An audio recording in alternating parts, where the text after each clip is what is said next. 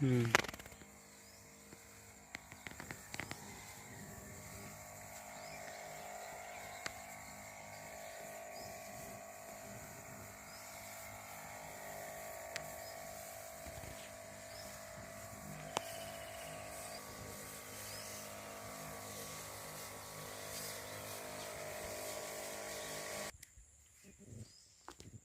পরে আপনি কথা লাগাই।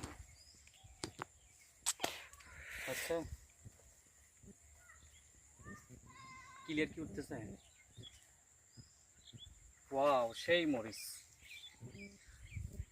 খুবই ভালো লাগতেছে। আজকে আমি গফুর ভাইয়ের জমিতে মরিচের ক্ষেত পরিদর্শনে আসছি। আসলে আমি মুগ্ধ হয়েছি, এত সুন্দর মরিচের ক্ষেত